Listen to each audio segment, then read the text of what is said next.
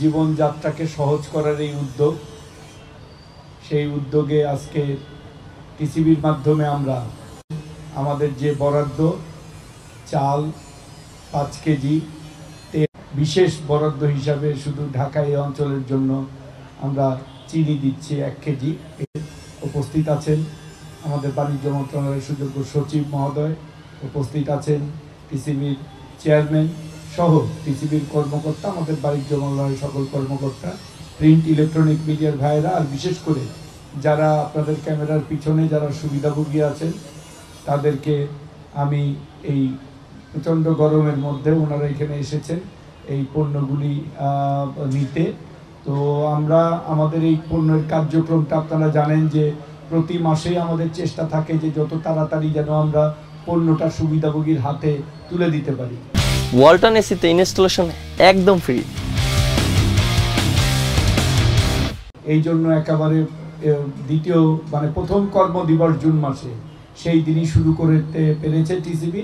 সেই জন্য আমি টিসিবির চেয়ারম্যান সহ টিসিবির যারা কর্মকর্তা আছেন যারা নিরলসভাবে 1 কোটি পরিবারকে নিত্য প্রয়োজনীয় জিনিস পৌঁছে দেওয়া, আসলে এই কর্মযজ্ঞটা কিন্তু অনেক বড়।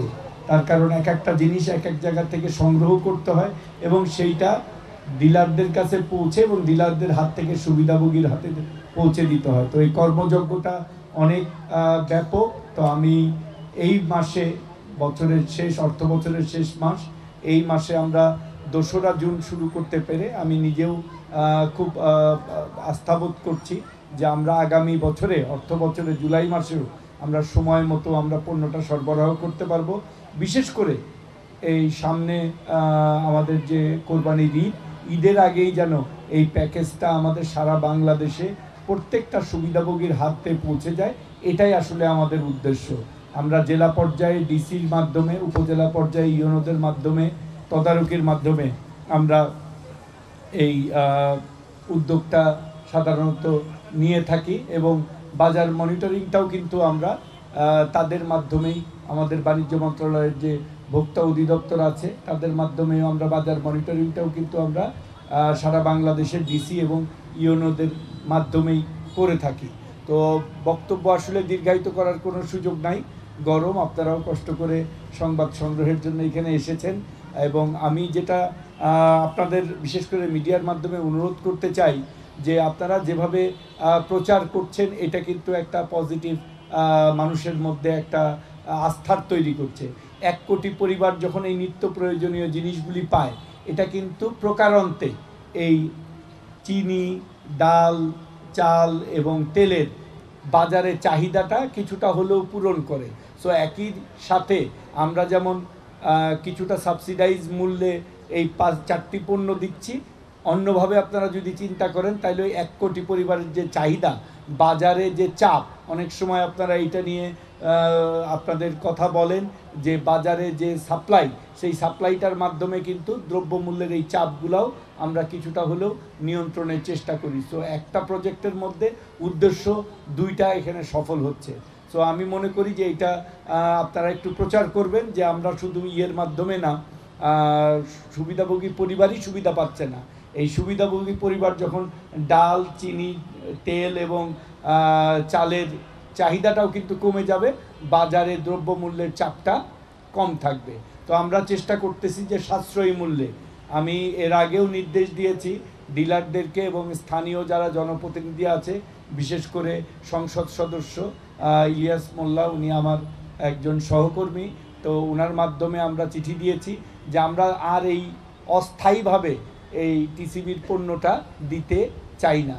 আমরা আশা করি আগামী অর্থ বছর থেকে আমরা স্থায়ী দোকানে এই পণ্যগুলি সুবিধাভোগীরা যখন তাদের সময় হয় কাজ শেষে তারা তাদের পণ্যটা নিয়ে যাবে। এই প্রচেষ্টা আমাদের অব্যাহত আছে টিসিবির মাধ্যমে।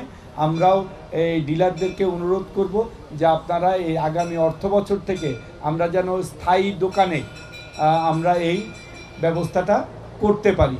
আমাদের কার্যক্রম শুরু হয়েছে, টিসিবি এই ব্যাপারে কার্যক্রম করছে।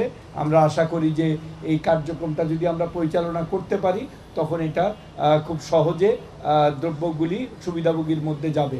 আগামী অর্থ বছরে আমাদের পরিকল্পনা আছে যে আমরা চেষ্টা করব যে একটা হলো যে স্থায়ী দোকানে এই ব্যবস্থাটা করার। দ্বিতীয় হলো টিসিবির একটা বাফার স্টক তৈরি করার, যাতে বিভিন্ন সময়ে আমাদের দেখা যায় যে বাজারে সাপ্লাইয়ের সরবরাহের মাঝে মাঝে একটু ক্রাইসিস তৈরি হয়, দেখা যায় যে দ্রব্যমূল্যের দাম ঊর্ধ্বমুখী থাকে।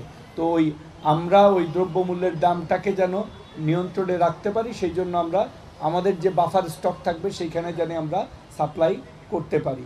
আপনারা জানেন যে আমরা বিকল্পভাবে এই যে টিসিবির যে সংগ্রহ, এটা আমরা রাশিয়ার সাথে একটা চুক্তি সই হয়েছে, আরও কয়েকটা দেশের সাথে আমরা চুক্তি সই করার চেষ্টা করতেছি, যাতে আমরা সুলভ মূল্যে নিত্য প্রয়োজনীয় জিনিসগুলি আমরা বাংলাদেশে টিসিবির মাধ্যমে নিয়ে আসতে পারি এবং ভোক্তাদের কাছে পৌঁছিয়ে দিতে পারি। আমরা যদি দোকান স্থায়ী হয়ে যায় তাহলে আমাদের প্রায় 10,000-এর মতো একটা নেটওয়ার্ক তৈরি হবে। সেই নেটওয়ার্কে আমরা কিন্তু শুধুমাত্র এখন তো আমরা দিচ্ছি নিম্নবিত্ত, নিম্ন মধ্যবিত্তের জন্য জানি আমরা ন্যায্য মূল্যে আমরা পণ্যের সরবরাহ করতে পারি। আমাদের সেই পরিকল্পনা আগামীতে আছে, যেখানে আপনারাও এই সুবিধাভোগী হিসাবে এই ন্যায্য মূল্যের দোকানগুলি থেকে আপনারা পণ্য সংগ্রহ করতে পারবেন।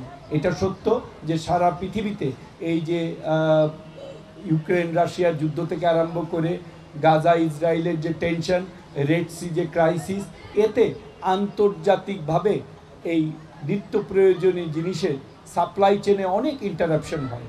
বিশেষ করে জাহাজের ভাড়া অনেক বেড়ে গেছে, যার ফলে কিন্তু পরিবহন খরচা বাড়াতে আমাদের নিত্য প্রয়োজনীয় জিনিসের দামের উপরেও একটা চাপ আছে। তো আল্লাহর অশেষ রহমত, এবারও আমাদের খুব ভালো ধানের ফলন হয়েছে। আমাদের খাদ্য বিভাগ ধান এবং চাল সংগ্রহ করতেছে। আমরা আশা করি যে আমাদের ধানের যে উৎপাদন এবং চালের যে মূল্য, ইনশাল্লাহ চালের মূল্যটাও আমরা একটা নিয়ন্ত্রণের মধ্যে রাখতে পারবো। আপনারা এটাও হয়তো যদি খোঁজখবর নেন, যেহেতু আপনারা মিডিয়ার মানুষ, আন্তর্জাতিক বাজারে চালের দাম কিন্তু অনেক বেড়ে গেছে, গত বছরের তুলনায় প্রায় 1.5 গুণ হয়ে গেছে। কিন্তু আমাদের দেশীয় উৎপাদনের কারণে, সরকারের এই কৃষি বান্ধব উদ্যোগের কারণে আমরা বিপুল পরিমাণে সহযোগিতা কৃষকদের দেই সারের মাধ্যমে। সার আমরা আমদানি করে খুব অল্প মূল্যে আমরা সার দিই, যার ফলে কিন্তু আমরা খাদ্যে, বিশেষ করে চালে আমরা একেবারে শতভাগ এরপর গত সিজনেও আমাদের কোনো চাল আমদানি করা লাগে না।